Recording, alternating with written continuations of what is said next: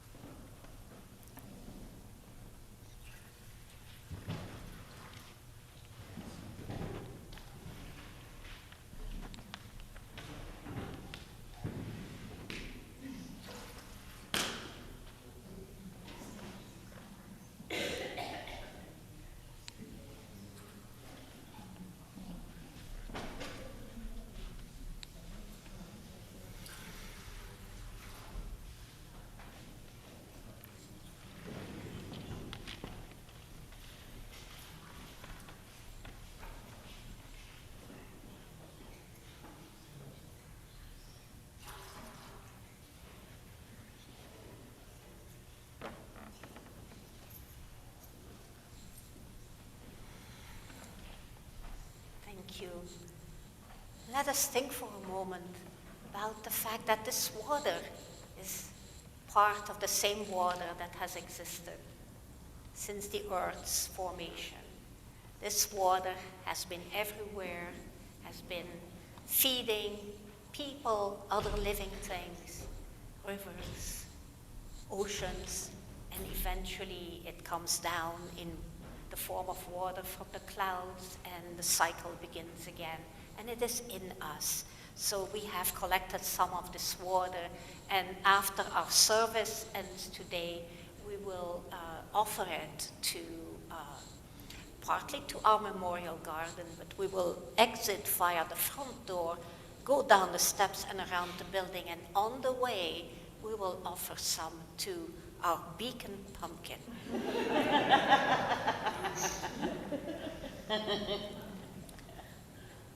Now, as part of our water communion, which is an open communion, meaning everyone who is here can participate in it. You don't have to be a member. To symbolize the cycle of water which goes through us, among us, between us, and around the world, we also will drink some water. The water that is in these little cups is also our beacon drinking water. The cups are sealed, so they are nice and ready for you to drink. And the children are invited to help us bring the trays around so that everyone can take a cup and partake from this water. And Wendy, if you could help on one side, I will help on the other side. And are there children who want to help? Great. Fantastic.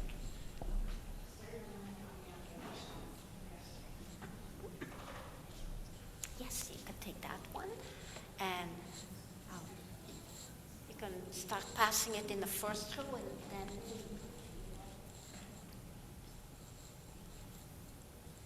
Excellent.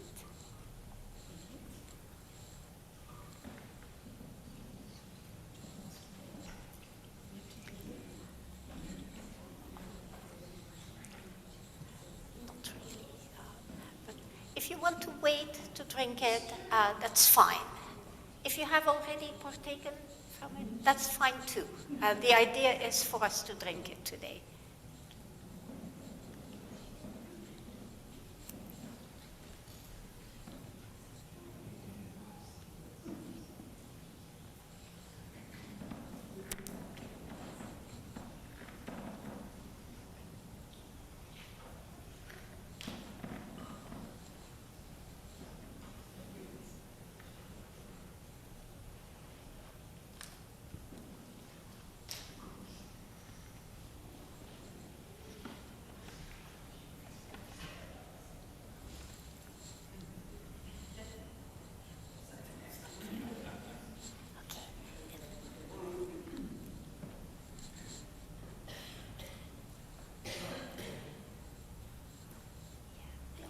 Some, so we can put the rest on the table.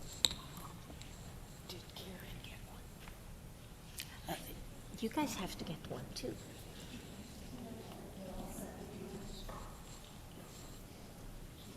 Can you give one to Karen, please? Okay, and make sure you take one yourselves. Did you get one for yourself? Well, go get one. And you take one too, please.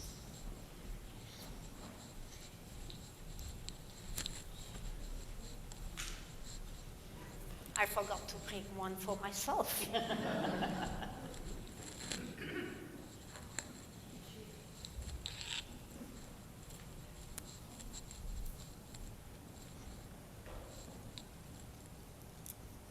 As we drink our water, let us think about how this water has gone through living things and non-living things, all things in the world, and now we are partaking.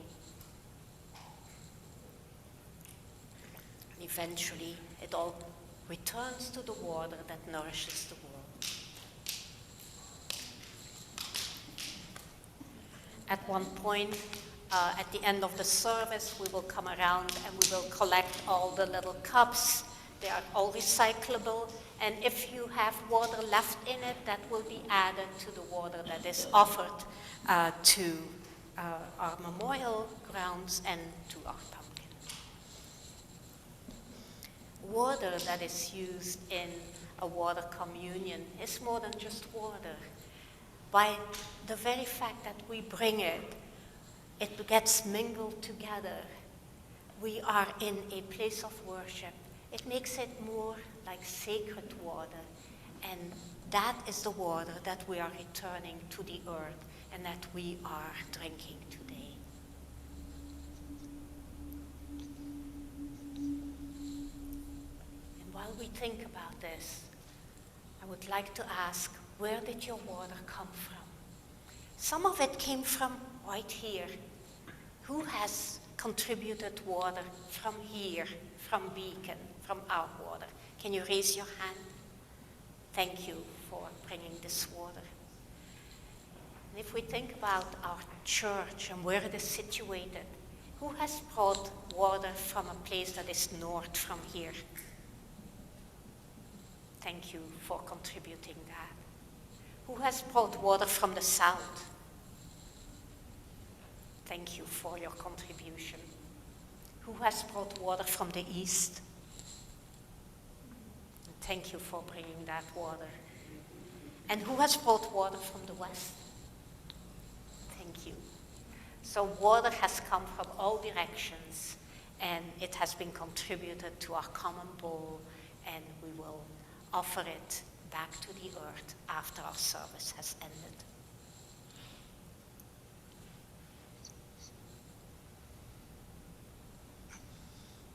May this water continue its eternal journey of life. So let us take a moment to reflect on that.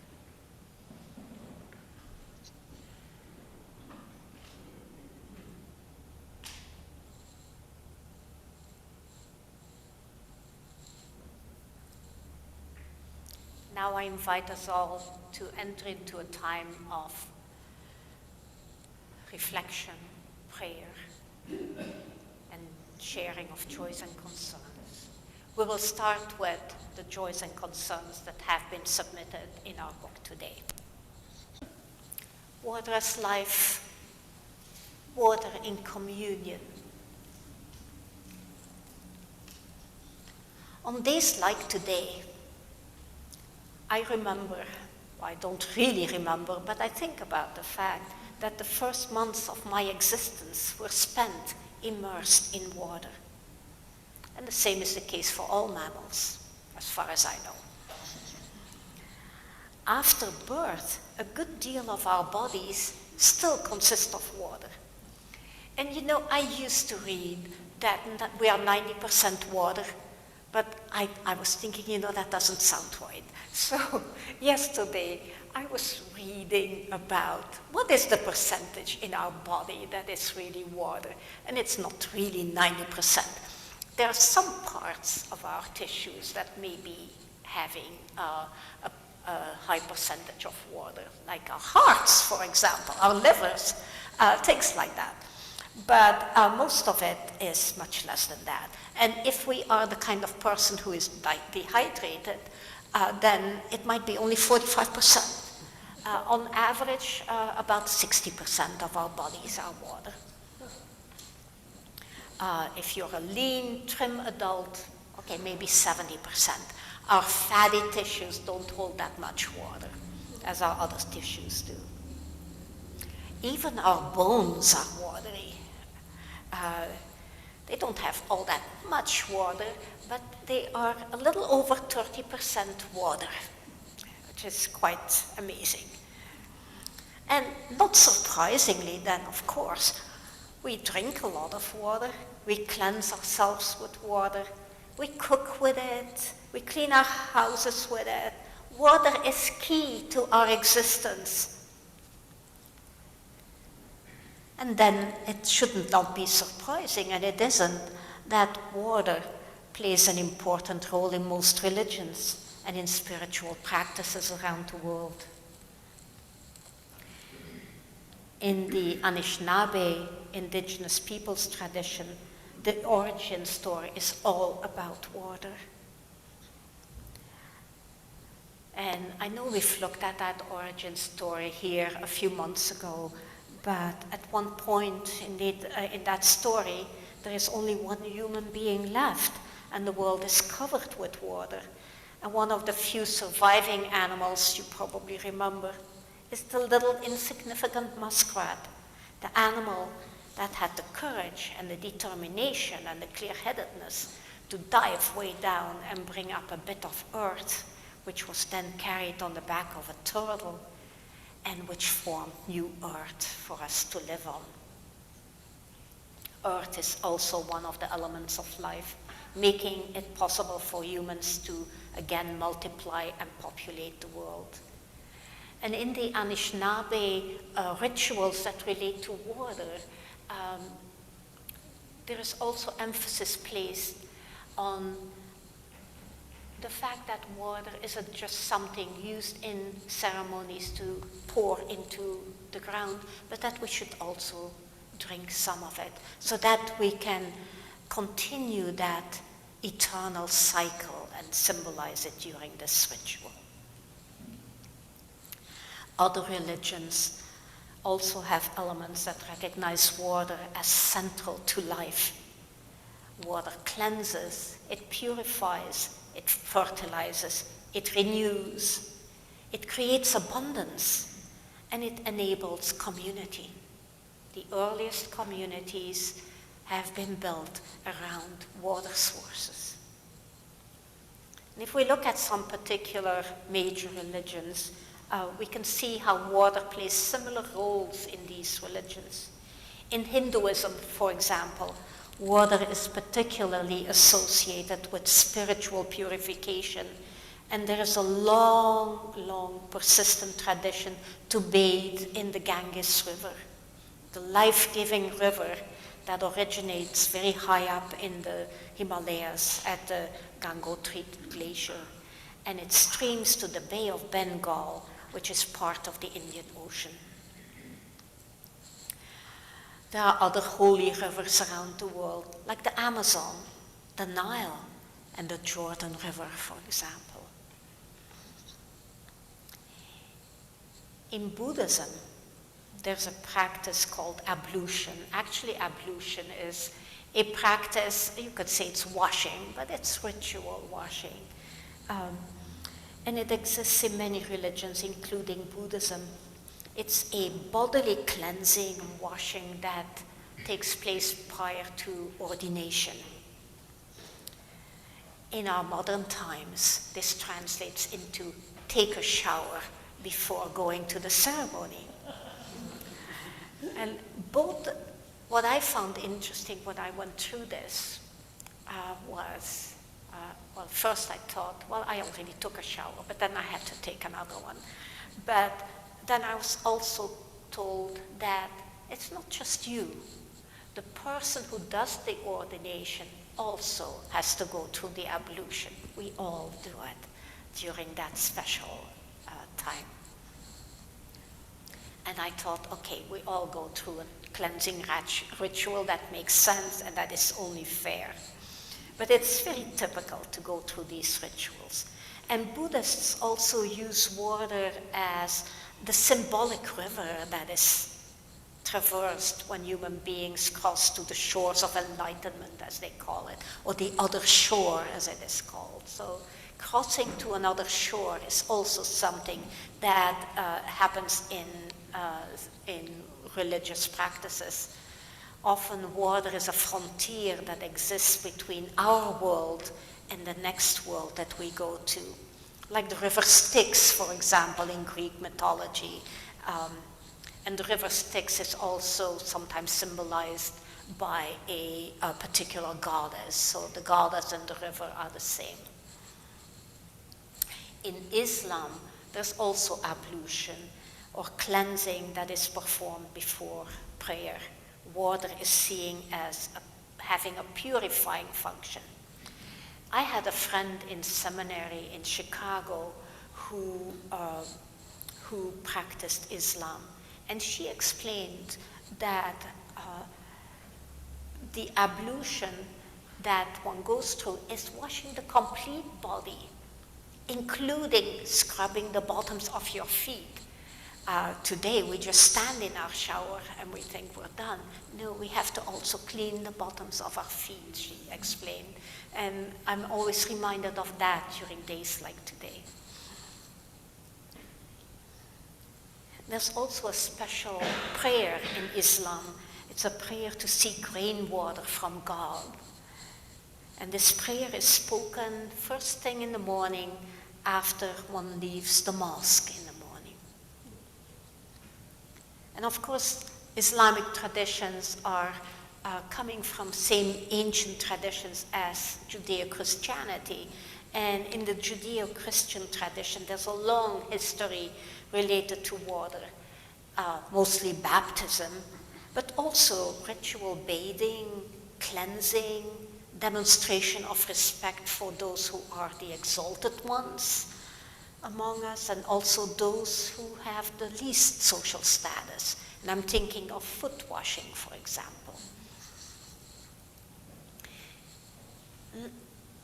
When I look at old Christian traditions, I often look at the Gospel of Mark, because the Gospel of Mark is the oldest known version of any gospel that we have available.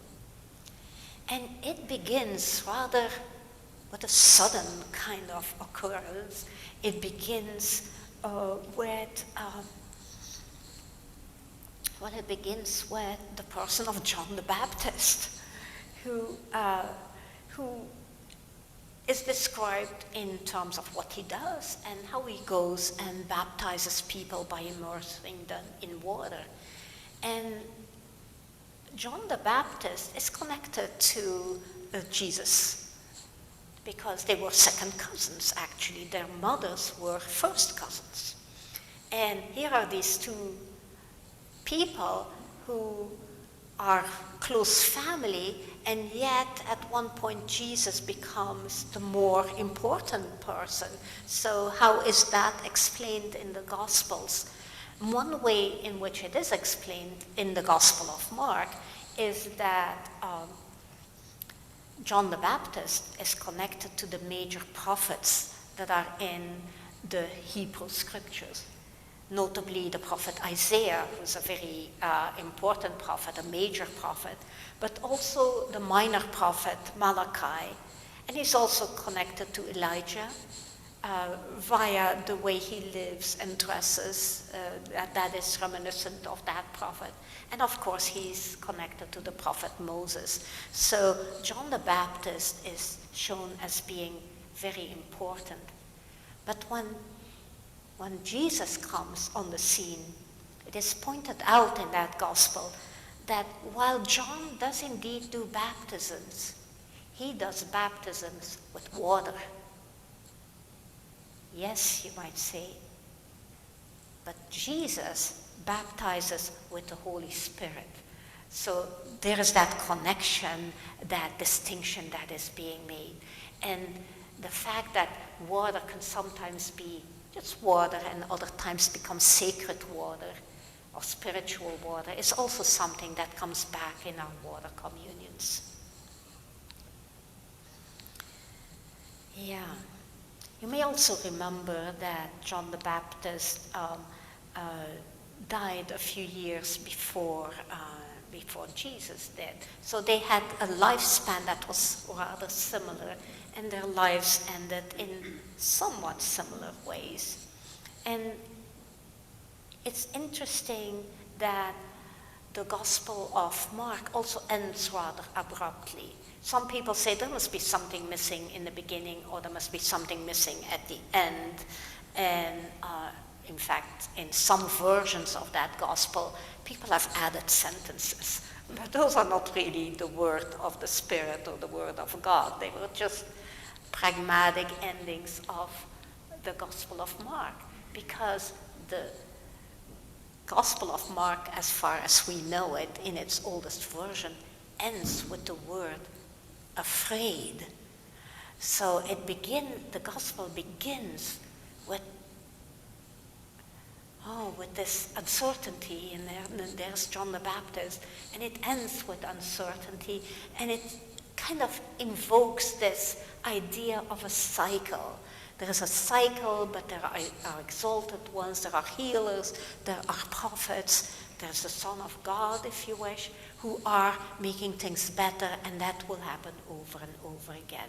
So it's a very interesting gospel to read. There's also, in the beginning of the gospel, the reference to a voice calling in the desert. So that is basically in the first couple of lines. And the people who are afraid at the end of the gospel is a reference to the women who went to the sepulchre, to the grave, and who saw that it was empty, and that gave them a lot of fear. And of course, in later Gospels, there are all kinds of continuations of what is happening, but in the Gospel of Mark, it's just this uncertainty at the end.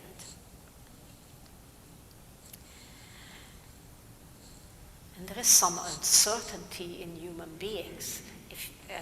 If we think about the cycle of water, will it continue? So we have to have both that trust and still know that it's a cycle that we would not want to see broken. As far as Unitarian Universalists go, you know that Unitarian Universalism has a history that is related to the history of Christianity. But given that history, there are very few, not many, there are a few UU ministers who do baptisms. And not many congregation members, on average, are interested in that practice. But there is a rather often practiced interest in the recognizing of the four basic elements of life: water, air, fire, and earth. And they appear in ceremonies like child dedications, and sometimes marriage ceremonies, and of course the water communion. The child dedications to me can be very scary because I have assisted in some of them, and there has to be fire present and water present and air and earth. And I was asked to put a little bit of earth on the tiny hand of a little baby, and I thought, I don't want to do this. But and the flame, how do we do that? So we bring a candle around and hold it at a safe distance from the baby, and with water, maybe a little drop on that hand, and air, blow a little bit of air, but I think it's a little invasive for a very small infant. I prefer to do that with older children.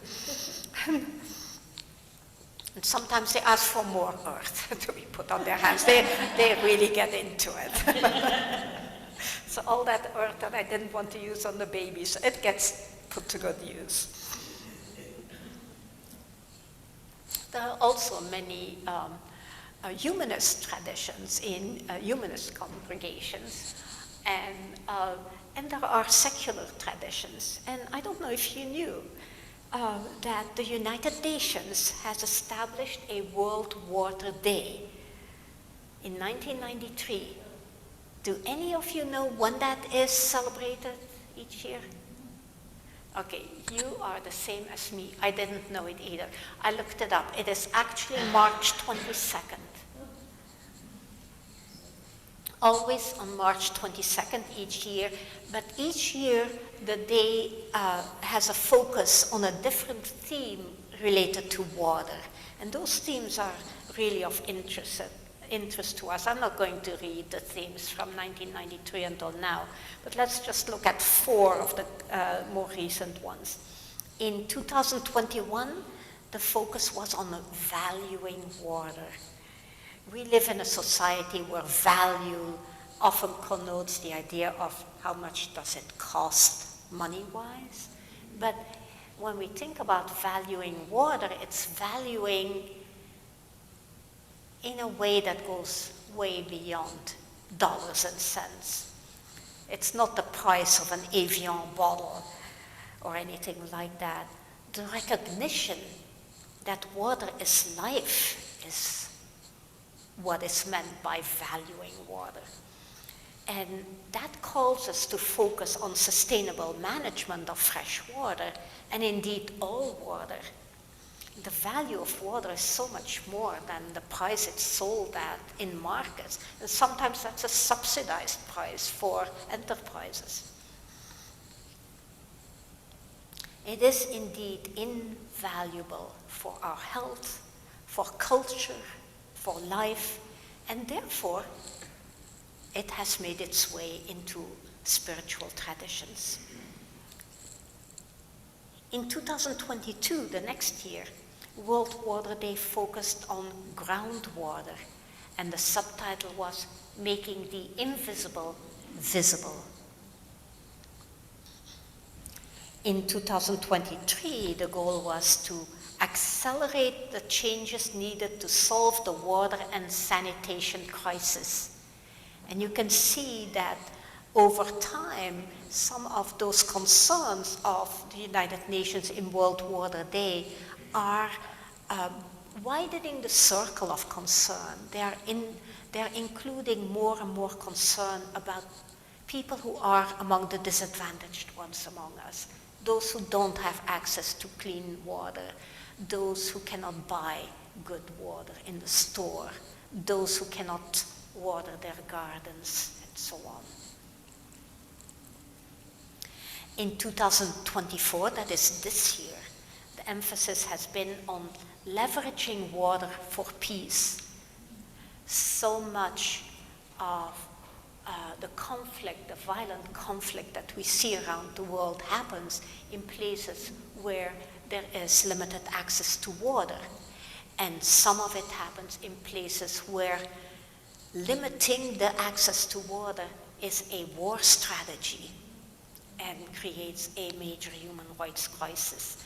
So obviously that is going to become a major concern for World Water Day.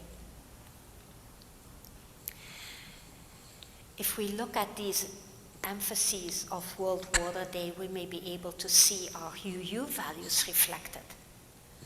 Notably, the value of justice calls for action to make sure that all have access to water, and all need to tend to the health of groundwater. Some of this is under discussion today, these days, when we talk again about the policies related to practices like fracking, which affect the groundwater.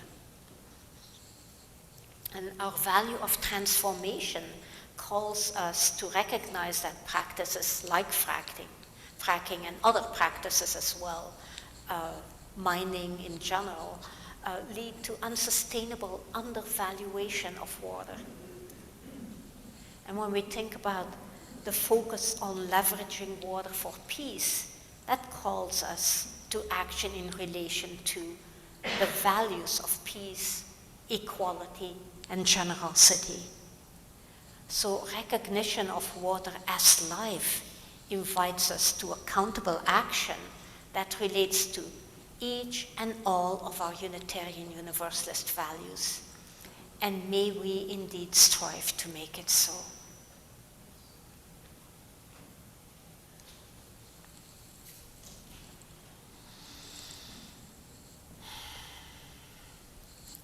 Let us rise, embody our spirit, and sing our closing hymn, number 100.